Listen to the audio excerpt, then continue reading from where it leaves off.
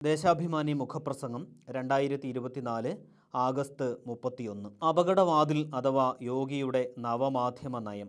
വംശഹത്യയുടെ ആഴത്തിലുള്ള മുറിവുകളടക്കം അവശേഷിപ്പിച്ച നരേന്ദ്രമോദി മുഖ്യമന്ത്രിയായിരുന്ന ഗുജറാത്ത് ജനാധിപത്യത്തിൻ്റെയും മനുഷ്യാവകാശങ്ങളുടെയും ശവപ്പറമ്പായി. മാധ്യമങ്ങളുടെ നാവരിയലും ന്യൂനപക്ഷ വേട്ടയും എല്ലാ അതിരുകളും ലംഘിച്ചു. എന്നിട്ടും സംഘപരിവാര കുഴലൂത്തുകാർ അതിനെ ഗുജറാത്ത് മാതൃക എന്നാണ് വിളിച്ചത്. ആ കറുത്ത ദിനങ്ങളെ ഏറെ പിന്നിലാക്കുന്ന സമീപനങ്ങളാണ് യോഗി ആദിത്യനാഥിൻ്റെ നേതൃത്വത്തിലുള്ള ഉത്തർപ്രദേശിലെ BJP സർക്കാർ കൈക്കൊണ്ടുവരുന്നത്. ഗുജറാത്ത് പോലെ വിമർശത്തിൻ്റെ ചെറിയ നിഴൽ പോലും അനുവദിക്കപ്പെടുന്നില്ല.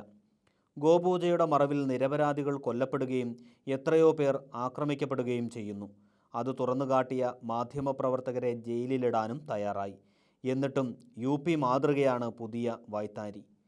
കുറ്റകൃത്യങ്ങളുടെ രാജ്യ തലസ്ഥാനമായ ഉത്തർപ്രദേശിൽ യോഗി മന്ത്രിസഭ കഴിഞ്ഞ ദിവസം കൊട്ടിഘോഷിച്ച് അംഗീകരിച്ച സമൂഹ മാധ്യമ നയം ഈ അർത്ഥത്തിൽ അത്യന്തം അപകടകരമാണ്. വിമർശകരുടെ വായ മൂടിക്കെട്ടാനും അടിച്ചമർത്താനും പുകഴ്ത്തുന്നവർക്ക് പാരിതോഷികം അനുവദിക്കാനുമാണ് പ്രധാന നിർദ്ദേശം.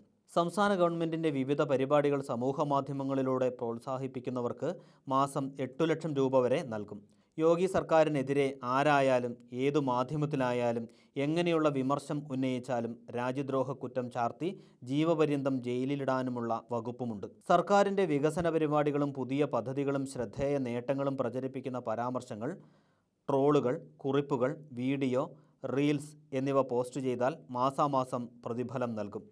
അവ യൂട്യൂബിൽ അപ്ലോഡ് ചെയ്താൽ 8 ലക്ഷം വരെയാണ് പ്രതിഫലം. ഹ്രസ്വചിത്രങ്ങൾക്ക് 7 ലക്ഷം, പോഡ്കാസ്റ്റ് 6 ലക്ഷം, മറ്റ് ഉള്ളടക്കങ്ങൾ 4 ലക്ഷം തുടങ്ങിയ നിലയിലാണ് തുക നൽകുക.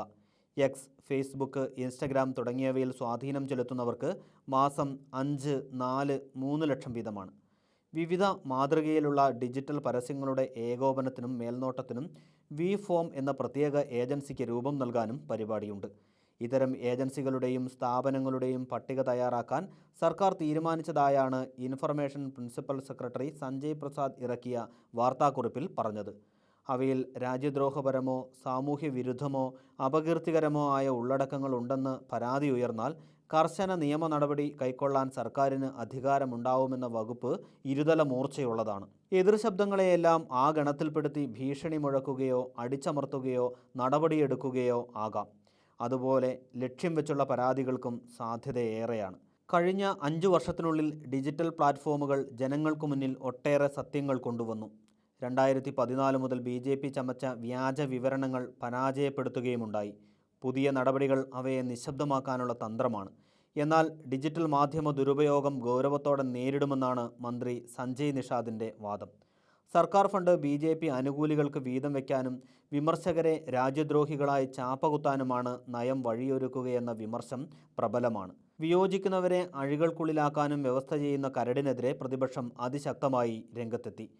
അഴിമതി നിയമപരമാക്കുന്ന നയം ഭരണഘടനാ വിരുദ്ധവുമാണ്. പൊതുപണം ഉപയോഗിച്ചുള്ള സ്വയം പുകഴ്ത്തൽ പുതിയ അഴിമതിക്ക് വഴിവെക്കും.